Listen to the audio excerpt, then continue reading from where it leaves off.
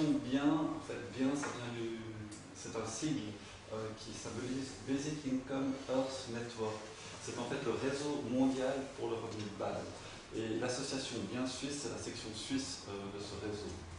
Elle a été fondée, donc l'association suisse a été fondée en 2001, le réseau mondial a été fondé en 1986. Non, en fait, le réseau européen a été fondé en 1986 et il est devenu un réseau mondial en 2004.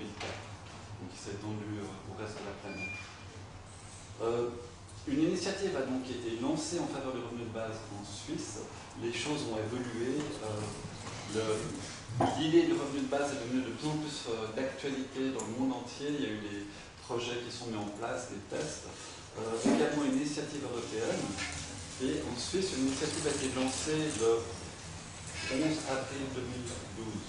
Et elle s'est conclue le 4 octobre 2013 avec le dépôt de 126 000 signatures à Berne. C'est quand même pas mal, 126 000 signatures pour un projet qui n'est soutenu par aucun parti officiellement et qui est vraiment une initiative citoyenne.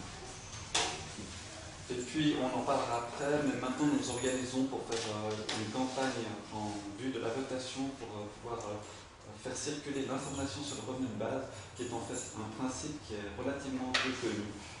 Si je peux me permettre, qui parmi vous a déjà une notion un peu du revenu de base? Eh bien, c'est formidable, on est dans une assemblée presque d'initiés. C'est un principe un peu particulier, le revenu de base, parce que nous, on va le voir très vite dans le documentaire, c'est le principe d'une allocation qui est inconditionnelle, universelle, et qui est donnée au niveau individuel. Là, il y a des dépliants que vous avez déjà vus, que certains ont pris, qui expliquent aussi d'une manière générale le revenu de base et l'initiative. Et pour ceux qui seront plus intéressés, il y a aussi un livre qui se vend 20 francs, vers une économie vraiment libérale. Ça démontre en fait que ce qu'on appelle le libéralisme ne l'est pas vraiment. C'est-à-dire que c'est pas vraiment une société qui accorde la liberté au niveau individuel. Et le revenu de base, au contraire, se propose d'accorder cette liberté au niveau individuel. Alors, je crois que je n'en dirai pas plus. Ah oui, une chose, le débat par la suite, eh bien, on se propose que ça soit vraiment un débat, ce n'est pas forcément juste des questions et des réponses, chacun peut donner son avis et puis participer comme il l'entend. Alors, on va essayer de mettre la vidéo.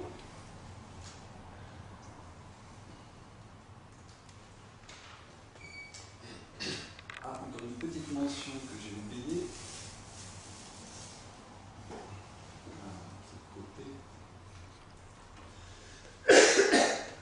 Pour ceux qui ont suivi l'actualité du jour, aujourd'hui il y a eu la communication du Conseil fédéral comme quoi il soutenait l'initiative pour le revenu de base et qui donnait la recommandation au Parlement de la voter. Incroyable. C'est incroyable. C'est surprenant. On a bien fait. Bon, j'ajoute quand même que c'était un poisson d'avril qui a circulé sur les réseaux sociaux aujourd'hui, mais je voulais quand même vous le partager parce que c'est rigolo. C'était bien fait, c'est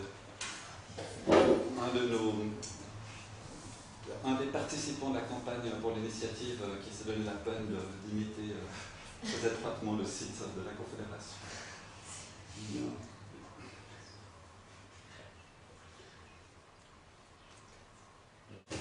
Comment l'idée est-elle acceptée dans le reste de l'Europe et puis dans le monde, puisque l'organisation est mondiale?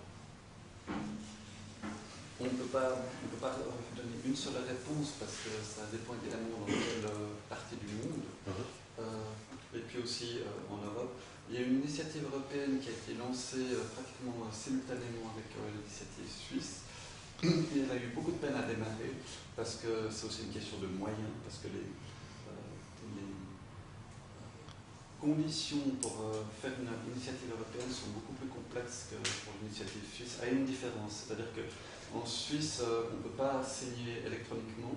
En Europe, on peut, mais dans la plupart des pays, on exige les numéros de passeport, et ce qui fait qu'il y a des contraintes qui rendent ça très difficile. Et par exemple, depuis que ce dispositif a été mis en place, je crois en 2012, il y a 3 initiatives qui ont abouti sur une quantité de 20 qui ont tenté environ. Et ils sont en train de corriger le tir. Mais donc, Ça dépend beaucoup. D'une manière générale, moi je peux parler de mon expérience personnelle. Et mon expérience personnelle est que les personnes qui entendent parler la première fois du principe du revenu de base, elles sont très sceptiques.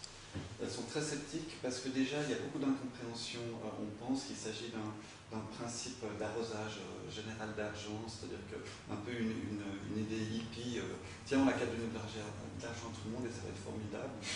Et sans comprendre les mécanismes en réalité que le revenu de base pour la plupart des personnes, c'est pas vraiment de l'argent en plus, c'est quelque chose qui se développe à l'intérieur des revenus.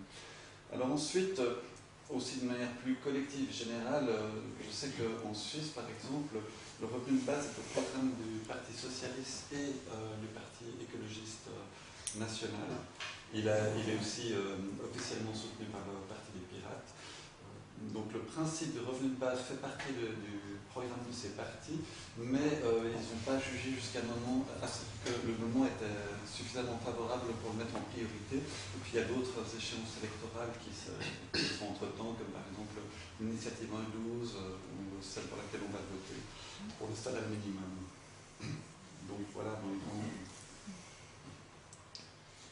Je peux juste dire encore une chose, c'est qu'il y a, comme il a été dit, il y a déjà donc, des procédés d'application comme au Brésil. Il y a eu des expériences qui ont été faites dans différentes régions du monde. En Iran, il y a une forme de revenu de base qui a été introduit, dont profite 97% de la population. Au départ, en Iran, il y avait des subventions aux produits de première nécessité. Et puis ils se sont rendus compte que c'était beaucoup plus profitable de faire une forme de revenu de base parce que ça soutenait aussi la liberté d'entreprendre et l'initiative individuelle. Depuis combien de temps? Je ne peux pas dire exactement depuis quand. Je sais que c'est à peu près depuis 2011. 2010-2011. Et puis au Brésil Alors, au Brésil, c'était introduit dans la constitution brésilienne en 2004 par le sénateur qu'on a vu dans le documentaire. Enfin, c'est lui qui est un peu le meneur. Et donc, le gouvernement a reçu le mandat d'introduire le revenu de base dans l'entièreté du pays. Et il s'est mis en demeure de le faire. Et donc, le revenu de base au Brésil, il remplace progressivement une autre allocation qu'ils appellent la Bolsa Familia. Et la Bolsa Familia, il y a une différence qui n'est pas énorme, mais il y a une différence, non, il y en a quand même deux. Elle est allouée à l'échelon du cercle familial, contrairement au revenu de base qui est individuel. Et puis il y a une condition, c'est que les enfants doivent être scolarisés. Mais c'est en train de se changer aussi en fonction d'un revenu sans condition. La question de l'Alaska aussi?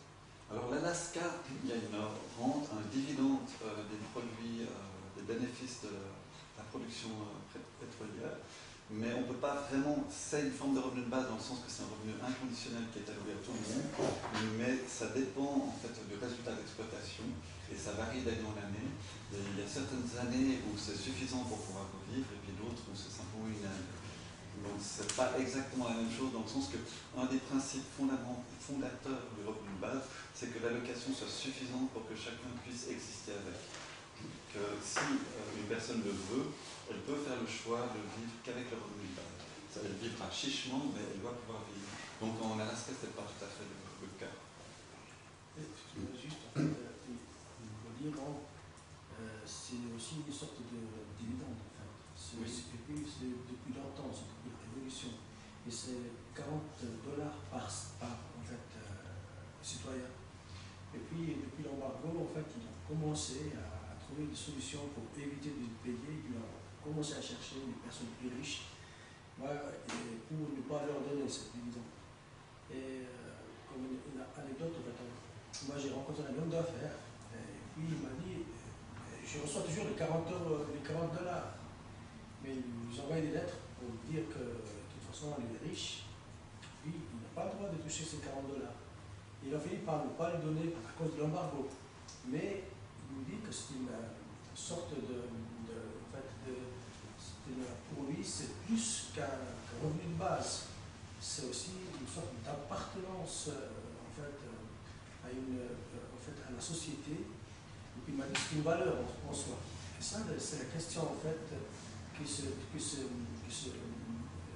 pose. Est-ce que le revenu de base, c'est le travail, est-ce que c'est une nécessité ou une valeur?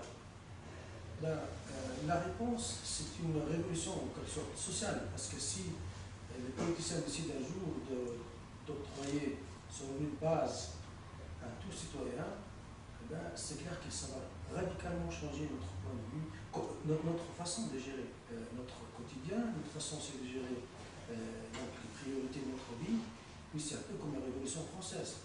Donc, ça va donc donner un autre sens et d'autres valeurs à l'être humain. Puis il y a aussi d'autres exemples, hein, mais ils sont, moi, à mon sens, qui sont aussi négatifs. Par exemple, le revenu de base existe au Qatar et aux Émirats arabes unis. C'est-à-dire que souvent les oppositions seront privées de ce revenu de base, mais tout citoyen, à la naissance, il reçoit un montant assez considérable qui lui suffit. Et puis, le résultat aujourd'hui, que quasiment plus que 90% des citoyens des Émirats et du Qatar ne travaillent pas.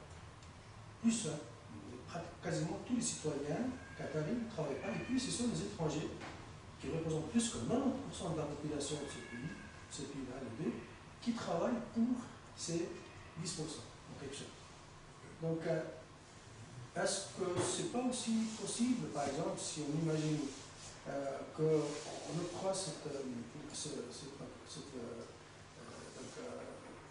revenu de base, ben, si on ne cultive pas une vraie culture de travail en tant que valeur, on peut tomber aussi dans cet extrême qui est vécu au Qatar et aux Émirats arabes unis, qui sont aussi des pays très riches et qui ont donc aussi assez considérables, donc des masses monétaires assez considérables, et puis qui ont fini par détruire quelque sorte l'être humain.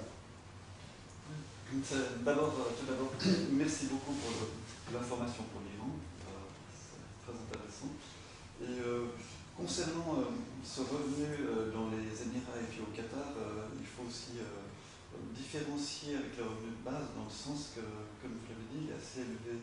Enfin, je veux dire, il permet aux gens de vivre confortablement. Alors que le revenu de base, dans son principe, il ne donne pas cette aisance. Le revenu de base, il permet de vivre chichement et même, on a, dans le cadre de l'initiative, on a avancé le chiffre de 2500 francs par mois.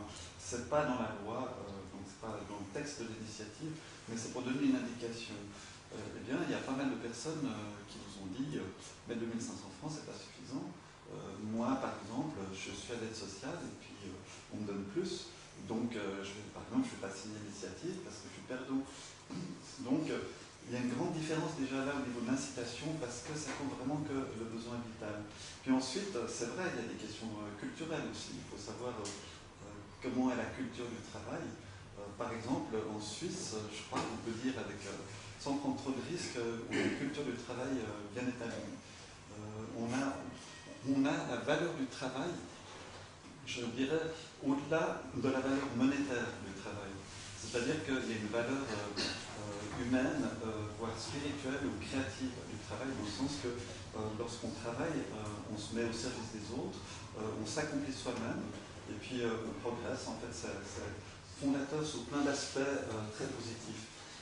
Et je pense que le citoyen suisse, parmi d'autres citoyens du monde, qui est aussi un peu déboussolé par l'évolution de l'économie virtuelle de ces derniers temps, dans le sens qu'on arrive de plus en plus à déconnecter le travail de sa valeur humaine et de le connecter uniquement à une valeur marchande. C'est pour ça que maintenant, par exemple, il y a des gens qui, dans leur profession, qui font leur travail de manière minutée, le facteur, l'infirmière, etc., ils savent que, tiens, j'ai exactement 7 minutes pour ce patient, si je fais plus, je vais devoir faire, etc. Et on s'éloigne beaucoup de cette valeur, je pense, qui est vraiment importante pour l'homme. Et le revenu de base, il remet un peu les pendules à l'heure parce qu'il déconnecte partiellement le travail du revenu.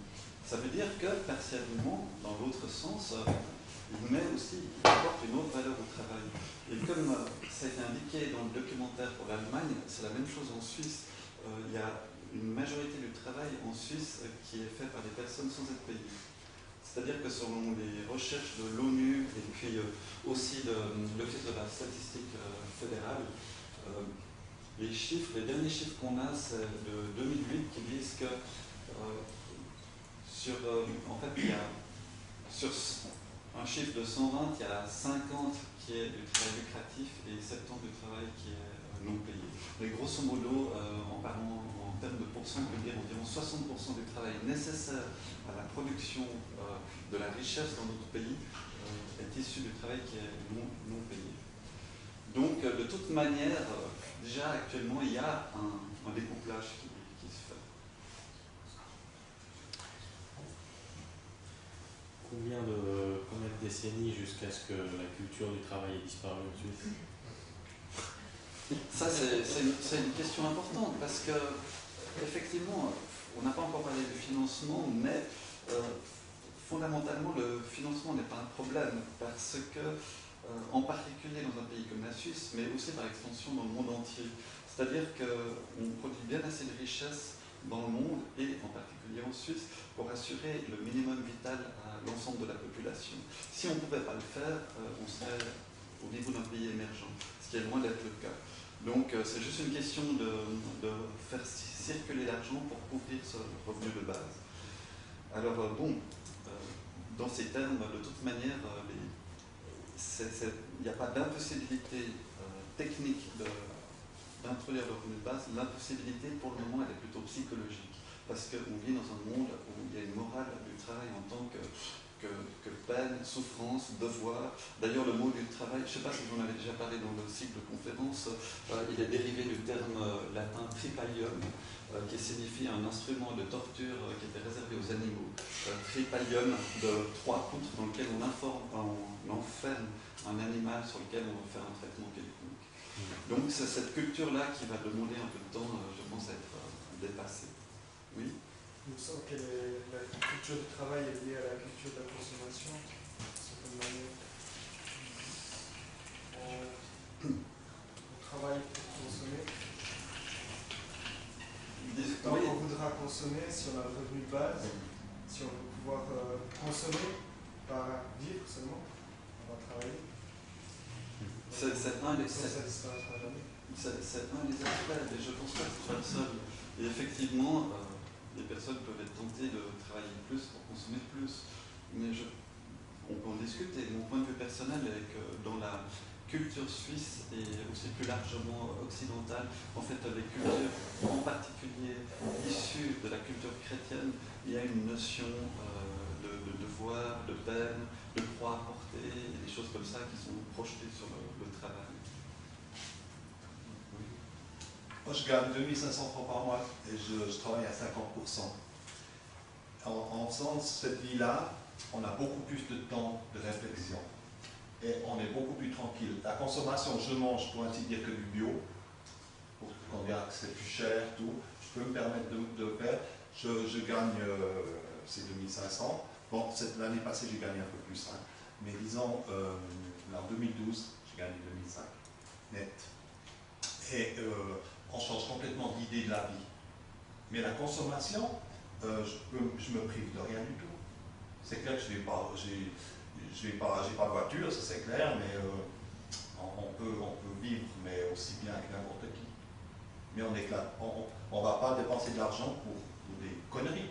Simplement, on va faire une consommation réfléchie des choses, mais des consommations réfléchies pour sa santé. Parce que quand on gagne plus, quand on travaille comme on doit travailler normalement, c'est comme avec le bio, on dit c'est trop cher. Mais moi j'en dis toujours, regarde ce que tu dépenses en nourriture, puis après ce que tu dépenses à la pharmacie. Ben, quand on a tout compté, eh ben, on s'aperçoit qu'on travaille pour rien. C'est clair. Et puis en plus, il y a cette peur qui rentre en ligne de compte. Si on a du temps, on n'a plus la peur. Et la peur fait que les gens sont des prisonniers. La preuve, c'est qu'on est très peu de monde pour une chose hyper importante qui concerne tout le monde. Dans cette assemblée-là, c'est assez triste. Bon, je pense que aussi le peu de monde, c'est aussi le peu de moyens qu'on a pour le moment pour communiquer. Parce que c'était dans la liberté. C'était dans la liberté. Les gens, ils peuvent s'intéresser. Ils disent tous la liberté. Mais ils doivent être informés, donc être touchés par l'information, et les médias sont quand même en faveur comment dire, des doctrines dominantes en fait, de manière générale. Pour vous donner un exemple, on a déposé les 126 000 signatures à Berne le 4 octobre, on a fait une performance, un événement artistique un peu spécial pour faire un buzz. On a déversé l'équivalent de 8 millions de pièces de 5 centimes sur le... Voilà. Et puis ça fait un tour du monde médiatique, des médias de Russie, de Chine, des États-Unis, on est interviewé partout. En Suisse, il y a eu 2 minutes 40 dans le téléjournal sur la Suisse romande. Ensuite, Mise au point a fait un sujet, donc l'émission du dimanche soir sur la RTS, a fait un sujet de 9 minutes 20 où ils ont parlé pendant 3 secondes de l'initiative de revenu de base et pendant tout le reste des pièces de 5 centimes. En interviewant, d'ailleurs c'était comique, ils ont interviewé des personnages connus de la politique suisse, notamment Blocher et d'autres, en disant leur avis sur qu'est-ce que c'est les pièces de 5 centimes. Tout ça sans parler du tout du revenu de base. Et à mon avis, c'est pas un hasard, c'est qu'il y a une résistance. Et puis alors, juste pour dire, vivre avec peu, c'est vrai, et puis pour aller aussi dans le sens de ce que vous avez dit, il y a une communication qu'on est en train de mettre en place. Pour ceux qui connaissent Apple, Steve Jobs a fondé Apple avec d'autres. Et puis, on l'a vu souvent dans les shows dire comme ça, avec un appareil, un iPod ou n'importe quoi. Ceci est une révolution. On va faire la même chose avec le revenu de base parce que c'est une révolution. C'est une révolution douce, dans le sens que c'est pas tapageur, c'est juste l'idée d'introduire, de réformer la sécurité sociale à la base par un système d'une couverture inconditionnelle. Dans le fond, ça a l'air de rien. On peut discuter, est-ce que c'est bien que ce soit inconditionnel, est-ce que c'est bien qu'on ne soit pas absolument obligé de travailler, on peut discuter sur cette question. Mais ça va beaucoup plus loin, dans le sens qu'à partir du moment où on a le choix de ne pas forcément travailler, qu'est-ce qu'on va faire? Je veux dire, d'abord, on peut faire des occupations qui nous intéressent. Il y a des personnes qui m'ont dit « Ah, mais c'est extraordinaire, je pourrais faire ceci ou cela bénévolement parce que j'ai envie de le faire. » Par exemple, une personne m'a dit « Je vais apprendre le taille parce que je connais le taille et puis ça me ferait plaisir de le faire. » Des personnes peuvent faire de la formation, elles peuvent réfléchir. Mais le sale boulot, c'est qui va le faire? Alors les sales boulots, comme ça a été dit, les sales boulots, ils vont être forcément valorisés. C'est-à-dire valorisés soit par le salaire, soit par les conditions de travail, soit automatisés. C'est trop utopique. C'est utopique par rapport au... D'abord, oui, une seconde. D'abord, une grande partie des sales boulots, ceux qui sont les plus sales, c'est l'idée qu'on s'en fait qui sont sales. C'est exactement ce que disait la caissière. Parce qu'on a une image comme ça sur les sales boulots, mais il ne faut pas généraliser, parce que ce qui est le plus sale dans le boulot, c'est pas que ce soit un sale boulot, c'est que tout le monde pense que ce soit un sale boulot. Et à partir du moment où on fait un travail volontairement, ça change complètement cet aspect-là. Par exemple, moi personnellement, si par exemple je pouvais ramasser des poubelles à temps partiel, mettons, et que je le faisais dans des conditions agréables, imaginons par exemple des haut-parleurs de musique, où je puisse écouter de la musique, ou des choses, en fait ce qu'on appelle les conditions de travail qui sont plus agréables, je le ferai tout de suite, parce que le reste du temps, ça me améliorerait mon revenu, et puis le reste du temps, je pourrais faire des choses qui m'intéressent, qui ne sont pas forcément lucratives. Ouais. En réaction à ça, je voulais dire aussi, je suis actuellement ingénieur en chimie. J'étais auparavant monteur électricien, je travaillais sur les chantiers, marteau-piqueur, poussière, sale boulot quoi. Si le salaire de monteur électricien était un tout petit peu intéressant, je serais resté monteur électricien, parce que j'aime toujours ce métier. Quoi. Mais la question en fait, qui va bénéficier de ce revenu de base? Parce que dans notre société, par exemple, en Suisse aujourd'hui, il y a minimum 20% de la population qui n'est pas suisse et qui est obligée, en quelque sorte, d'accepter. Moi aussi, donc, je ne considère pas comme ça le boulot, mais ça veut, on dit comme ça. Mais, donc, si on est dans la nécessité de travailler, et puis qu'on n'est pas suisse, par exemple, on est un étranger ici, ben c'est clair qu'on n'a pas le choix. Nous devons travailler pour ceux qui ont besoin de notre famille, qu'elle soit ici ou bien ailleurs. Mais si vous avez le choix, c'est clair que vous serez peut-être contenté de ce revenu de base, puis faire d'autres jolies choses. Et puis il y a pas mal d'étudiants qui font aussi beaucoup de boulot, qui peuvent être aussi qualifiés ainsi, mais ils sont très contents et très heureux de le faire. Donc, la question c'est, en fait, il y a un risque que ces soi-disant sacs boulot seraient toujours à charge d'une population qui est obligée de travailler. C'est ça, en fait. Nous devons, parce qu'à l'étranger, par exemple, qui n'a pas, est-ce qu'il a droit à ce minimum ou pas? C'est toute personne domiciliée en Suisse officiellement, je crois. Si j'ai bien vu. Oui, sauf qu'il y a une réserve, on prévoit, c'est pas fixé dans la loi, ça va dépendre de la loi d'application, mais ce qu'on prévoit, c'est qu'il y ait un délai d'attente pour les personnes nouvellement résidentes, pour éviter un énorme afflux. Et ce délai, il peut être à réévaluer en fonction des problèmes ou s'il n'y en a pas, de le descendre. Mais on estime en général qu'il faut compter environ 3 à 5 ans avant de recevoir le revenu de base, mais pendant lesquels on reçoit le revenu de base intégré dans le salaire, parce que c'est très important que les personnes soient égales sur le marché du travail, à la fois pour les raisons d'éthique et d'accords internationaux. S'ils travaillent, ils ont un revenu de base. Oui, exactement. Et de toute façon, tout le monde, l'aide sociale reste en place de toute manière pour les personnes qui soit ne profitent pas du revenu de base, soit ont besoin de plus pour des raisons. Dans ce cas, monsieur a raison, les gens qui sont dans cette période de 3 à 5 ans, ils vont être obligés de travailler et vont faire un sale boulot. De toute manière, si ce n'est pas eux, ça va être les personnes qui sont loin. Et donc, idéalement, effectivement, le revenu de base est un projet mondial. C'est pour ça qu'on est un réseau mondial. Mais il faut passer par étapes.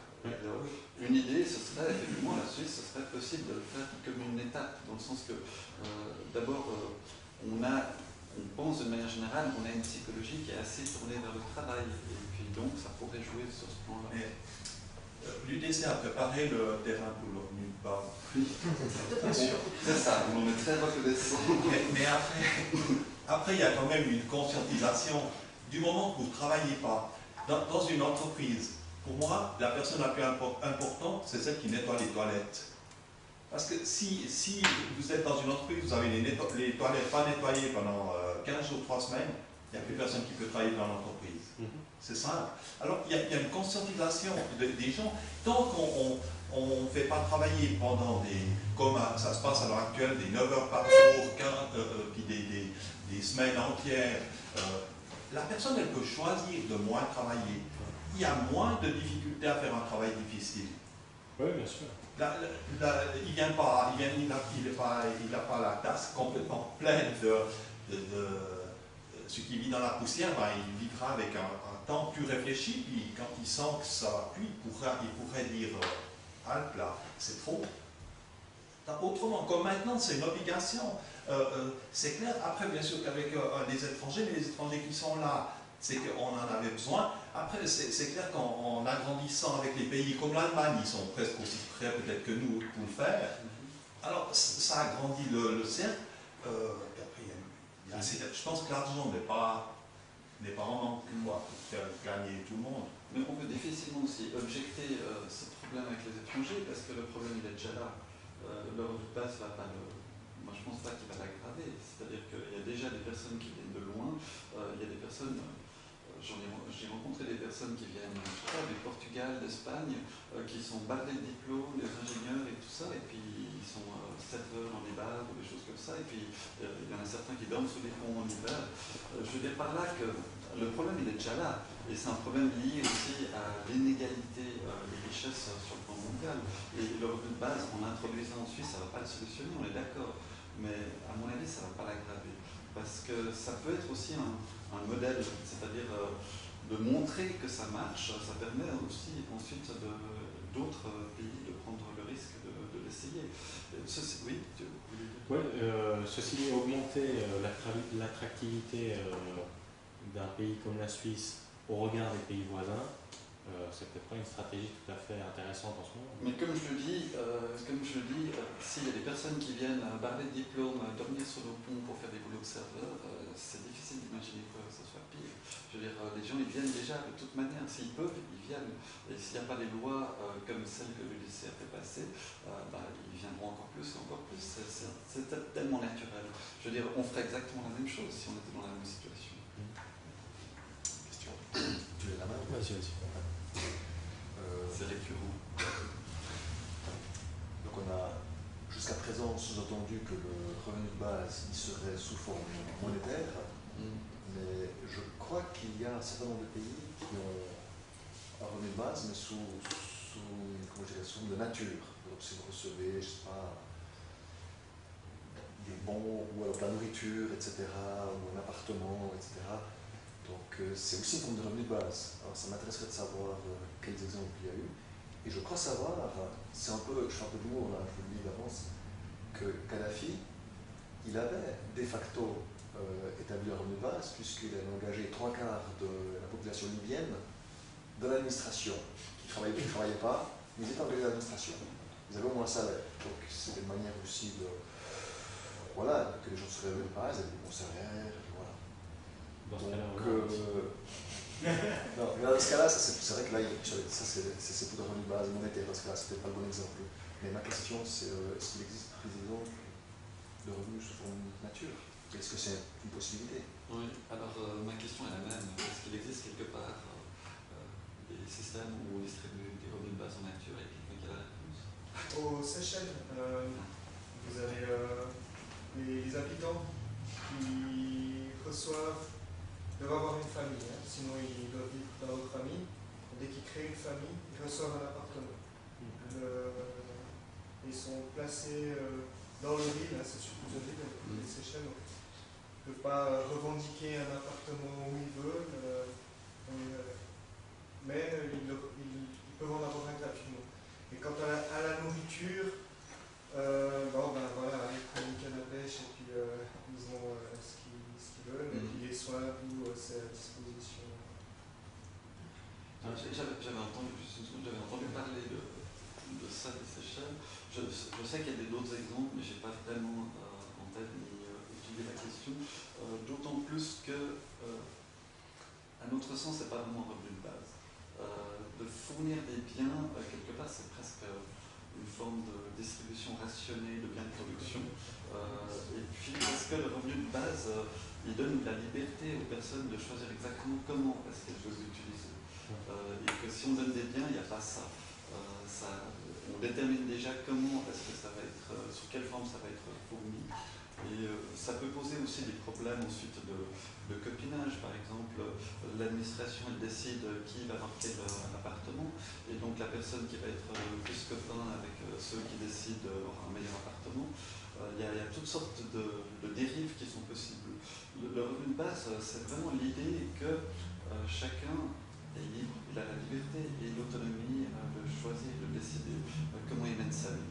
Et c'est ça, comme il le disait dans le documentaire, qui est peut-être aussi une des difficultés, parce que c'est une liberté à laquelle on n'est absolument pas habitué, parce que nos sociétés nous mettent beaucoup plus, nous dirigent beaucoup plus. Une seconde, il y avait juste.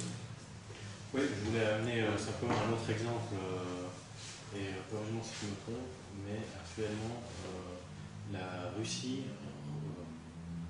en guillemets, donne les appartements soviétiques dans lesquels les familles vivaient, qui sont la propriété de l'État, et ils ne savent pas vraiment comment, enfin, disons, la solution qui a été trouvée pour résoudre la question de ces gens étaient là, étaient les envoyés, et comment on fait ensuite. La solution qui a été trouvée, c'était de distribuer les appartements aux personnes qui le demandaient. Tu veux dire en passé? Ouais. Bon, c'était un peu différent, c'était les gens qui habitaient dans les appartements communautaires. Oui, c'est une chambre par famille. Alors, ces familles, ils étaient, they were in the line to get the apartment from the state. Yes. It was, now it exists still, but less for the militaries, for example. It exists. Ouais, alors l'effet revenu de base aux Seychelles, justement, c'est. Je discutais de ça avec un vendeur de fruits sur la plage, qui était à son compte, il allait cueillir quelques fruits, vendre ses fruits pour rajouter à son revenu de base en nature. Mais il ne faisait pas partie du groupe local, il ne travaillait pas pour quelqu'un, il travaillait à son compte, en liberté. Moi j'avais une question par rapport au financement. Vous avez dit que le financement serait possible parce qu'en Suisse, en Suisse notamment, on produit à l'heure actuelle assez de richesses pour le financer.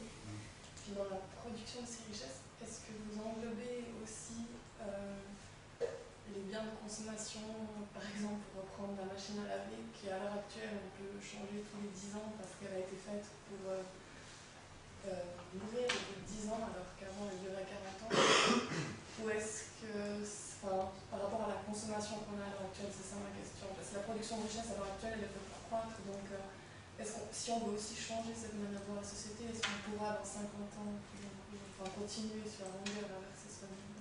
En tout cas, j'espère, et puis d'autant plus que 10%, c'est encore 10 ans pour une machine à laver, c'est encore optimiste actuellement. Au bout de 5 ans, le service est plus couvert. Mais ça, c'est vrai parce que actuellement, c'est ça un peu l'aberration de notre système.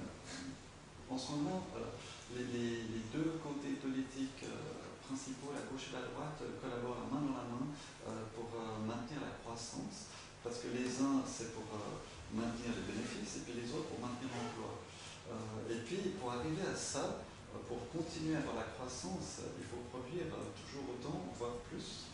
Et ça veut dire qu'à partir du moment où les besoins élémentaires de production étaient couverts, il faut trouver une manière de produire quand même. Donc, qu'est-ce qu'on fait? On produit des machines qui sont programmées pour tomber en panne, on produit des graines qui sont stériles, on fait toutes sortes de choses pour réduire la qualité de ce qu'on fait, pour pouvoir relancer la consommation.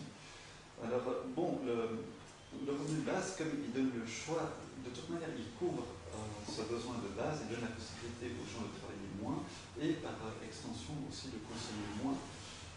Et puis, il y a aussi une chose qu'il faut savoir, c'est que quand on travaille, il y a un coût aussi du travail, un coût écologique de toute manière, mais aussi un coût financier, dans le sens que quand on travaille, d'une certaine manière, je crois que ça avait été soulevé tout à l'heure, il y a une partie du travail qu'on fait qui sert à couvrir les frais de notre travail. C'est-à-dire les frais de déplacement, les frais de vêtements, parfois on doit déménager, avoir un autre appartement, sans parler des problèmes que ça peut poser sur le plan familial. Donc il y a aussi ces coûts-là. Alors maintenant, ce qu'on peut se poser la question, une objection qui vient de temps en temps, ou un questionnement, c'est qu'est-ce qui se passe alors si effectivement on va vers la décroissance? C'est-à-dire que les gens ils se disent, mais finalement, on n'a pas besoin de travailler autant, on n'a pas besoin de consommer autant, et puis on va vers la décroissance. Alors est-ce que le revenu de base, il va décroître aussi? A priori non, sauf si évidemment on dépasse un certain seuil, c'est-à-dire qu'on ne travaille plus assez pour couvrir les besoins élémentaires d'existence. Mais il y a très très peu de chances qu'on en arrive là. Et de toute manière, il suffirait que le revenu de base soit d'une quelconque façon indexé à la production économique, même d'une manière très relâchée. Il suffirait que le revenu de base baisse un tout petit peu pour inciter un grand nombre de personnes à travailler en plus. Donc c'est possible à équilibrer notre avis. Oui? Oui, je m'interroge par rapport au financement. Parce que en parlant de la Suisse, on parle du produit intérieur brut. Je ne sais pas d'où viendrait cet argent, mais je crois que ça se situe par là. Et puis il y a de plus en plus de privatisation. L'État a de plus en plus les mains un peu liées par rapport à l'industrie qui devient de plus en plus privatisée, donc qui n'a pas ce sens du bien commun, c'est-à-dire les banques qui prennent le pouvoir sur certains États. Comment faire bouger ce système pour que l'État, lui, puisse gérer un argent à redistribuer comme un revenu de base. Parce que j'imagine que le monde privé, des banques et le monde de la haute économie peut refuser ce système. Enfin, c'est déjà, comme je crois que je l'avais déjà vaguement dit, le revenu de base, a priori, dans son principe, n'est pas un projet politique dans le sens de ce qu'on a l'habitude de dire, c'est dans le sens que ce n'est pas un projet partisan. Ce n'est pas un projet qui est à gauche ou qui est à droite, parce que c'est un principe de redistribution, et ce qui va déterminer sa polarité plus ou moins sociale ou plus ou moins de droite, c'est comment son montant et comment est-ce qu'il est financé. C'est les deux questions capitales. Et puis maintenant, pour le financement, il faut savoir que traditionnellement, dans les entreprises, il y avait un partage, il y a toujours eu un partage entre la part de l'investissement, le bénéfice de l'investissement, et la part des salaires. Et normalement, la part des salaires, c'est la grosse partie, et la part des bénéfices, c'est une petite partie. Puis maintenant, il commence à avoir une évolution qui fait que la partie du bénéfice devient de plus en plus grande et la partie des salaires de plus en plus petite, parce qu'on remplace les gens par des machines, par l'automatisation, par l'informatique. Et le financement du revenu de base, tel qu'on le voit généralement, c'est pas vraiment quelque chose qui implique l'État. Enfin, très peu. On pense plutôt à une caisse redistributive, un peu comme l'AVS. Et donc c'est quelque chose, c'est une entité qui est effectivement d'État, mais donc, qui échappe complètement au budget de l'État. Et d'ailleurs, ça remplacerait aussi l'AVS. Et l'idée, c'est qu'il y ait une fonction principalement au niveau des entreprises, mais qui puisse ensuite, c'est là qu'il y aura en fait des négociations politiques, dans quelle mesure cette fonction prendra une petite part sur les salaires et une petite part sur les bénéfices de la production. Donc on passe d'une répartition bipartite, dont j'ai parlé, des salaires et les bénéfices de production, à une répartition tripartite. Alors maintenant, c'est vrai que d'un côté, les entreprises peuvent être contre ou elles peuvent être pour. Notamment, moi j'ai rencontré des entrepreneurs qui sont pour. Dans ce documentaire, il y a M. Götz Werner, cet entrepreneur allemand très connu parce qu'il a vraiment réussi en partant de rien, qui est vraiment fondamentalement pour. Parce que pour les entrepreneurs, ça aussi, il y a certaines contreparties. Comme par exemple, les employés qui travaillent parce que c'est leur libre choix, parce qu'ils sont maîtres de leur vie et qu'ils décident qu'ils ont envie de travailler pour gagner plus, en général, ces employés sont beaucoup plus motivés. Enfin, on peut s'attendre à ce qu'ils soient beaucoup plus motivés. Mais moi, j'ai rencontré des employeurs qui m'ont dit « Oui, alors c'est très très difficile, c'est comme trouver des employés qui font leur boulot. Moi, j'ai un gars là, je le paye à mi-temps 2500 francs par mois, mais je ne sais pas ce qu'il fait, je ne sais pas ce qu'il produit. Et puis il me l'a dit plus ou moins ouvertement, il bosse parce qu'il est obligé de bosser. Et donc il y a cet aspect de motivation qui joue un rôle. Et puis il y a aussi un autre aspect, c'est qu'à partir du moment où chacun a ce socle de sécurité inaliénable qui est représenté par le revenu de base, ça veut dire aussi que d'un autre côté, normalement, on devrait pouvoir flexibiliser un tout petit peu le marché du travail. C'est-à-dire qu'il y a beaucoup de lois qui sont là pour protéger l'employé, qui ne sont peut-être pas forcément nécessaires de maintenir à partir du moment où les employés ont un pouvoir de négociation qui est surélevé grâce au revenu de base. Parce qu'effectivement, comme on l'a dit, lorsqu'on touche un revenu de base, on peut toujours dire à un employeur « Ah non, ce travail, ça ne m'intéresse pas, ces conditions de travail ne m'intéressent pas, le salaire ne m'intéresse pas ».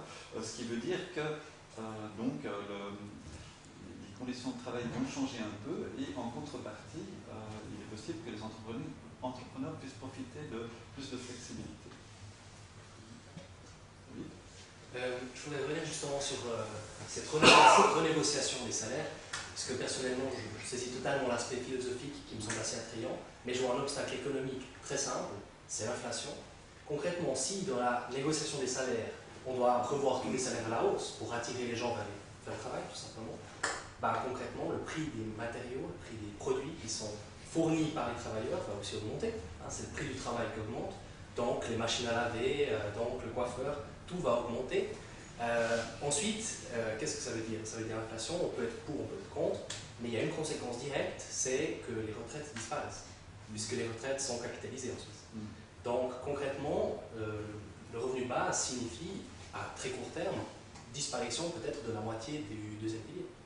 Non, déjà parce que dans la plupart des modèles de financement, en fait on n'utilise que de la valeur produite existante, c'est-à-dire on ne crée pas de monnaie par exemple.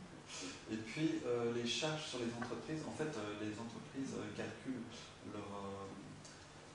le prix de leurs produits et de leurs services en fonction, comme vous l'avez dit, de leur coût de production. Et là-dedans, il y a les salaires, il y a le prix des matières premières, enfin il y a toutes sortes de choses qui rentrent dedans. Et il y aura le revenu de base aussi, mais en compensation, comme ça a été indiqué dans le film, les salaires vont être réduits aussi. C'est-à-dire que pour la plupart des salaires, ça ne va rien changer. C'est pas vraiment de l'argent plus. Prenons l'exemple, un salaire de 8 000 francs aujourd'hui, ça ne coûtera pas plus cher à l'entrepreneur. Simplement, au lieu de lui coûter 8 000 francs, ça lui coûtera 5 500 francs de salaire, plus 2 500 francs qu'il versera à la caisse de revenu de base. Donc, pour l'entrepreneur, en réalité, le financement, je dirais à 170%, à 70%, il est couvert, dans le sens qu'il est couvert d'une part par les transferts sociaux, c'est-à-dire qu'on fait une économie sur les coûts sociaux, ça remplacerait par exemple l'AVS, l'aide sociale jusqu'à concurrence du montant, l'AI, la même chose. Le chômage. Oui, exactement, jusqu'à concurrence du montant, c'est-à-dire qu'en dessus, ça resterait couvert de ce qui a été gagné en dessus, en fait, des 2500 francs.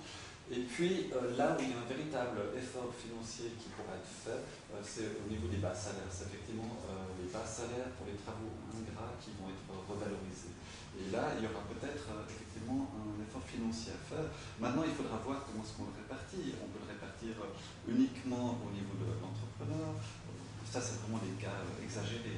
Uniquement au niveau donc, de l'entrepreneur, ou bien uniquement au niveau des salariés, ou bien uniquement au niveau d'impôt fédéral direct.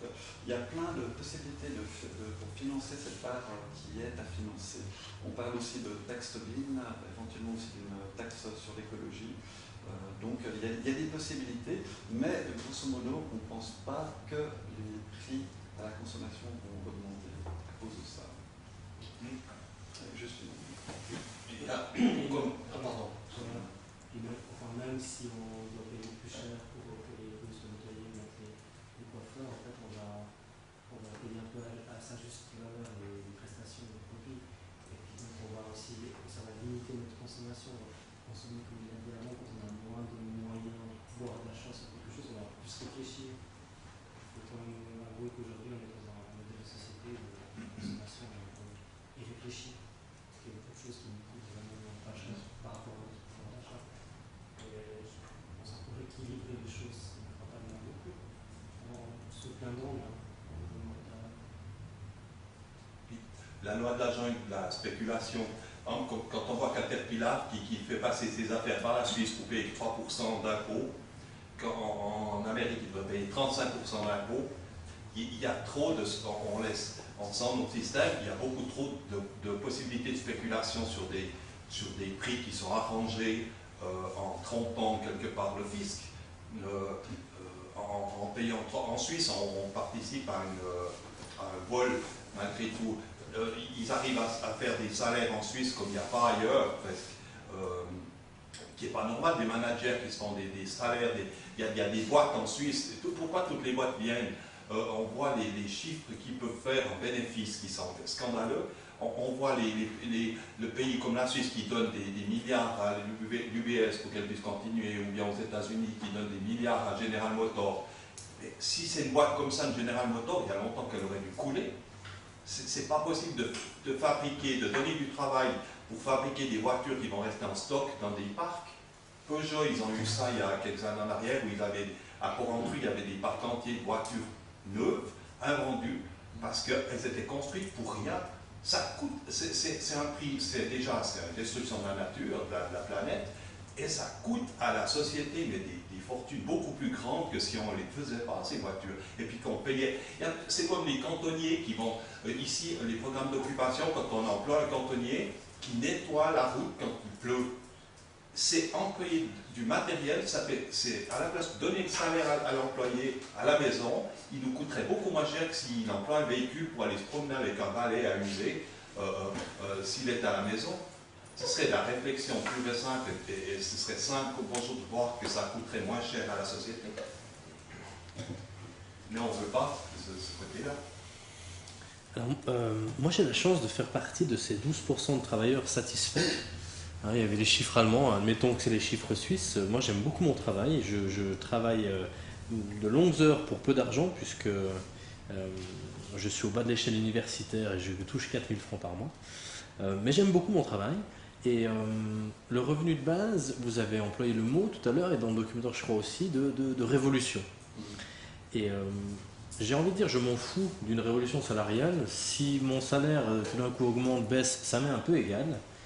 Mais j'ai très très peur pour une certaine comment dire, prévisibilité de ce qui va m'arriver. Enfin, je veux dire, si vraiment ça va révolutionner les choses, notre rapport au travail, notre rapport à la mobilité, notre rapport à la famille, enfin, il y a des choses qui font très très peur en quelque sorte parce que pas prévisibles. Et ma question, je vais y venir, c'est comment on prévoit une transition vers ce système-là?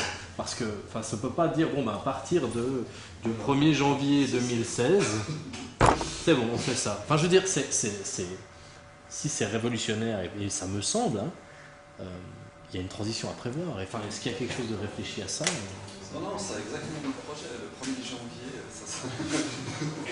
Non, effectivement, c'est vrai qu'au-delà maintenant des principes et de l'idée, il ne faut pas se voiler la face. Il y aura d'énormes difficultés d'application pour plein de raisons.